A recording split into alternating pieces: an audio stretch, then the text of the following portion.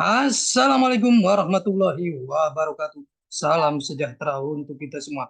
Apa kabarnya rekan-rekan mahasiswa-mahasiswi Universitas Dian Nusantara? Kita berjumpa kembali di mata kuliah Manajemen Strategik di pertemuan yang kelima. Tidak terasa kita sudah memasuki pertemuan yang kelima. Mudah-mudahan Allah Subhanahu wa taala Tuhan Yang Maha Esa memberikan kita keberkahan kesehatan sehingga kita bisa menyelesaikan mata kuliah ini dengan sukses dan lancar.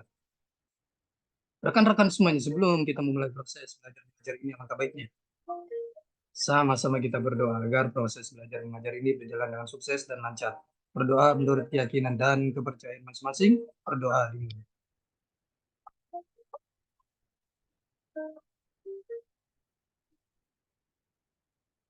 Selesai.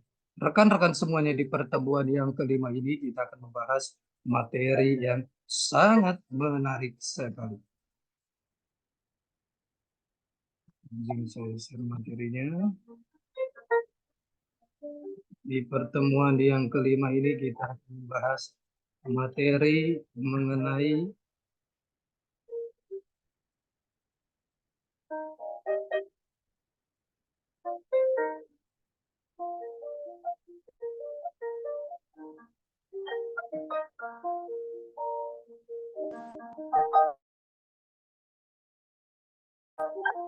faktor-faktor utama dalam lingkungan internal. Ini adalah materi yang sangat menarik sekali.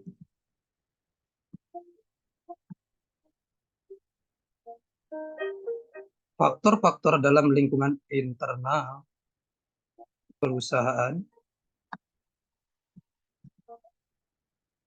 Faktor-faktor internal dalam lingkungan perusahaan.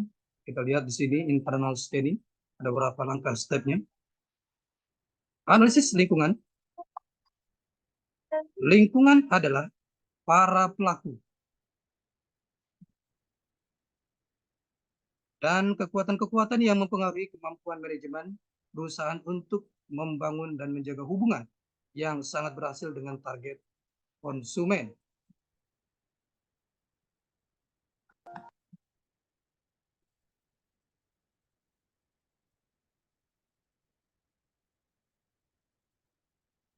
Lingkungan terbagi dua, ada lingkungan internal dan juga lingkungan eksternal. Kita lihat di sini lingkungan.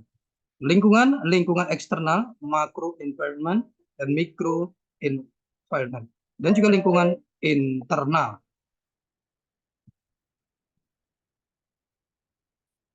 Makro, kekuatan-kekuatan sosial yang besar yang mempengaruhi lingkungan mikro seperti demografi, ekonomi, alam, teknologi, politik, dan pengaruh budaya. Bisa kita lihat di sini, demografi force, economic force, natural force, technological force, political force, dan cultural force.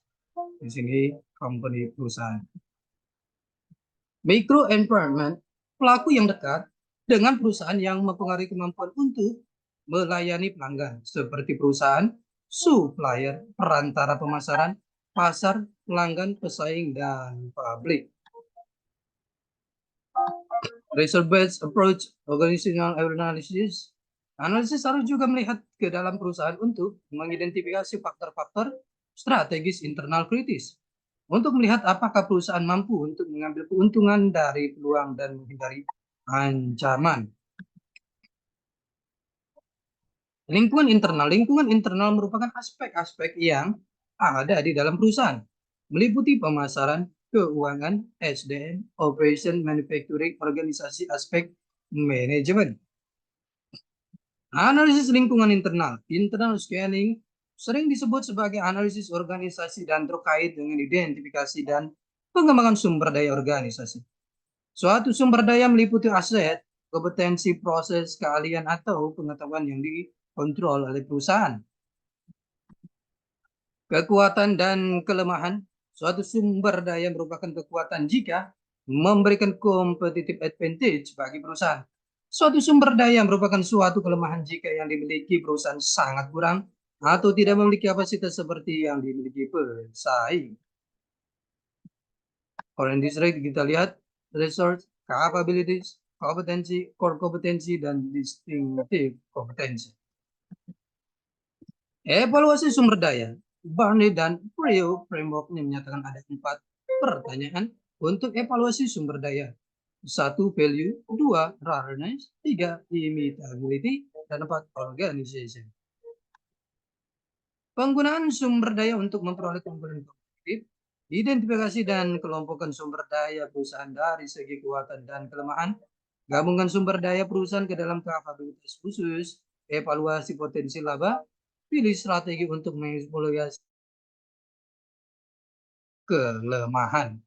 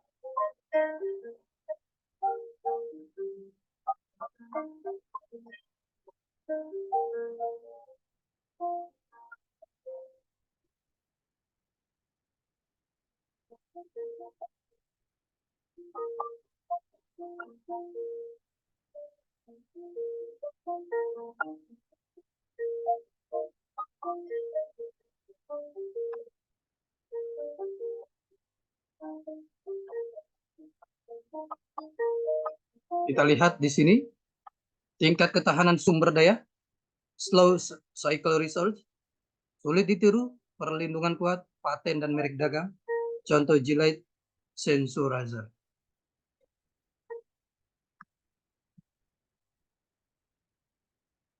Standar cycle research ada produksi massal berstandar, skala ekonomis, proses rumit, contoh Chrysler minivan. Fast cycle research mudah ditiru, biasanya yang didorong oleh gagasan, contoh Sony Walkman. Bisnis model. Elemen model bisnis, siapa konsumennya, apa yang diproduksi atau dihasilkan, bagaimana menghasilkan uangnya, diferensiasi, dan bagaimana memproduksinya. Beberapa model bisnis. 1. Customer Solution Model.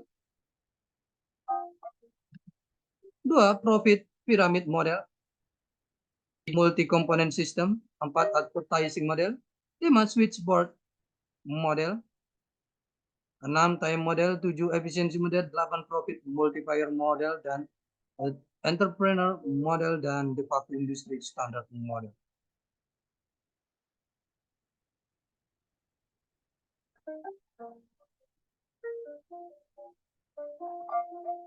Rantai nilai. Penciptaan nilai yang saling terkait. Rantai nilai sebagai alat untuk mengidentifikasi cara menciptakan lebih banyak nilai pelanggan. Rantai nilai juga adalah salah satu cara untuk menguji sifat dan tingkat sinergi apabila ada di antara kegiatan internal perusahaan. Pengujian sistematis, kegiatan-kegiatan individual dapat mendorong kepada pemahaman yang lebih baik terhadap kekuatan dan kelemahan perusahaan. Analisis rantai nilai industri. Suatu industri dapat dianalisis terkait dengan profit margin yang diperoleh pada setiap tahapan di antara rantai nilai.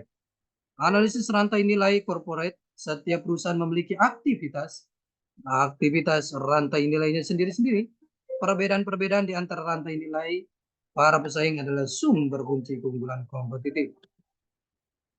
Corporate value chain analysis, kita lihat di sini support activities, struktur perusahaan, simple struktur, fungsional struktur, divisional struktur, strategic business unit SBU, dan konglomerat struktur. Simple struktur, owner, manager, works. Functional struktur, top management, manufacturing, sales, finance, personnel.